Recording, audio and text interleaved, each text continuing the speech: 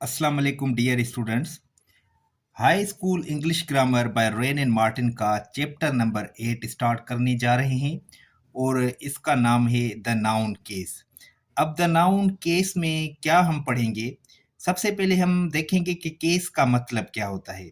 English grammar में noun के साथ जब भी आप वर्ड केस सुने तो इसका मतलब होता है कि सेंटेंस में नाउन की जगह कौन सी होती है। यहाँ पे केस का मतलब है कि पोजीशन कौन सी है सेंटेंस में, प्लेस कौन सी है नाउन की। ठीक है। अब पॉइंट नंबर है 48, एग्जामाइन दीज सेंटेंसेस। ये दो सेंटेंसेस लिखे हुए हैं। पॉइंट में कह रहा है कि इनका जायजा लें। तो सेंटेंस नंबर 1 है John through a stone. John ने एक पत्थर फेंका। दूसरा सेंटेंस है the horse kicked the boy.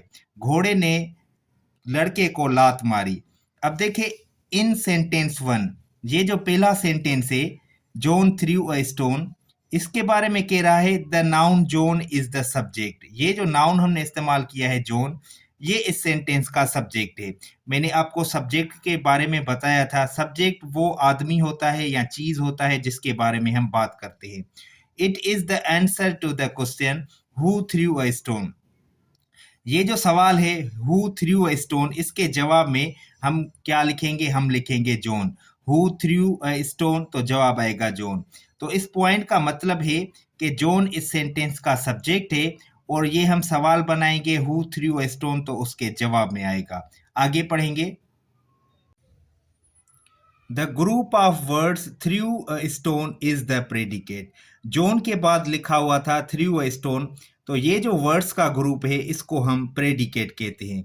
मैंने आपको पढ़ाया था कि सब्जेक्ट वो होता है जिसके बारे में हम बात करते हैं और उसके बारे में जो भी हम बात करते हैं वो प्रेडिकेट होता है।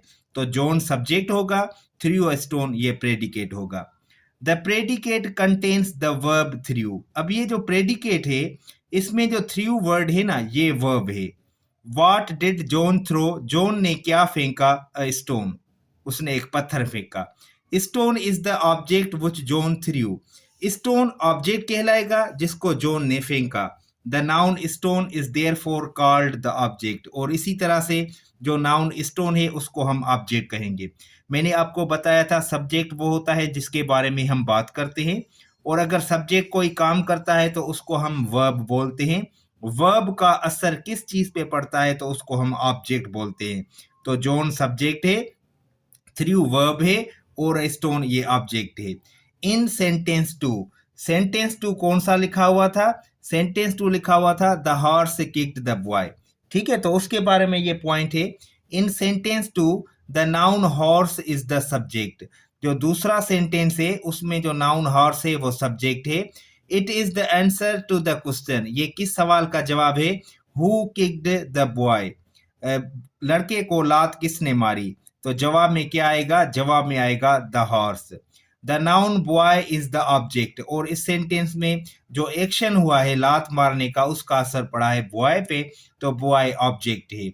It is the answer to the question whom did the horse kick. ये इसका सवाल कैसे बनेगा? whom did the horse kick, तो उसके जवाब में क्या आएगा? The boy. पॉइंट नंबर है 49, when a noun or pronoun is used as the subject of a verb, it is said to be in the nominative case, या आप कह सकते हैं सब्जेक्टिव केस। तो ये पॉइंट बहुत ही सिंपल है। आपको पता होना चाहिए जो सेंटेंस का सब्जेक्ट होता है उस जगह पे हम नाउन या प्रोनाउन इस्तेमाल करते हैं। तो जब भी सेंटेंस में वर्ब इस्तेमाल किया जाए और उस वर्ब का जो सब्जेक्ट हो वो नाउन या प्रोनाउन हो, तो उस नाउन या प्रोनाउन का जो केस होता है वो नॉमिनेटिव होता है। The point is very simple कि जब भी हम सेंटेंस में सब्जेक्ट की जगह पे नाउन या प्रोनाउन इस्तेमाल करें तो उस नाउन का या प्रोनाउन का जो केस होगा यानी कि उसकी जो जगह होगी वो नॉमिनेटिव केस यानी कि सब्जेक्टिव केस, सब्जेक्ट वाली जगह होगी। सब्जेक्टिव केस को आप नॉमिनेटिव केस भी कहते हैं। तो सेंटेंस लिखा हुआ था ना जॉन थ्रू अ स्टोन, तो जॉन का केस क्या है? जॉन का केस है नॉमिनेटिव केस। अगर मैं जॉन की जगह प्रोनाउन इस्तेमाल करूं तो मैं ही लिख सकता हूं। नेक्स्ट पॉइंट है when a noun or pronoun is used as the object of a verb, it is said to be in the objective or accusative case। अगर आपने सेंटेंस में वर्ब इस्तेमाल किया है और वर्ब के बाद आपने ऑब्जेक्ट इस्तेमाल किया है, तो उस ऑब्जेक्ट की जगह पे या आप नाउन इस्तेमाल करेंगे या प्रोनाउन इस्तेमाल करेंगे, तो वो नाउन या प्रोनाउन कहलाएगा ऑब्जेक्टिव या एक्यूजेटिव केस। पॉइंट सिंपल है, अगर आपने सब्जेक्ट पे नाउन इस्तेमाल किया है तो उसको आप नॉमिनेटिव केस कहेंगे या सब्जेक्टिव केस कहेंगे, और अगर आपने नाउन या प्रोनाउन ऑब्जेक्ट पे इस्तेमाल किया है तो उसको आप ऑब्जेक्टिव केस या एक्यूजेटिव केस कहेंगे। यहाँ पे एक नोट लगाया गया है। नोट है to find the nominative. Subjective case को ढूंढने के लिए पुट हु, हम जो सवाल बनाते हैं वो हु से बनाते हैं, और व्हाट या व्हाट से बिफोर द वर्ब। अगर सब्जेक्ट की जगह पे कोई आदमी लिखा गया है तो उसका सवाल बनाने के लिए हम हु लगाएंगे। अगर सब्जेक्ट की जगह पे कोई चीज इस्तेमाल की गई है तो हम सवाल बनाएंगे व्हाट से, वर्ब के आगे। अब देखें, मैं कहूं जॉन थ्रू अ स्टोन तो सवाल बनेगा हु थ्रू अ स्टोन। अगर मैं कहूं sugar makes T sweet, sugar makes T sweet, तो इसका सवाल बनेगा व्हाट मेक्स टी स्वीट, तो जवाब आएगा शुगर। तो अगर सब्जेक्ट की जगह आपने किसी आदमी का जिक्र किया है तो उसका सवाल हु से बनेगा। अगर आपने किसी चीज का जिक्र किया है तो उसका सवाल व्हाट से बनेगा।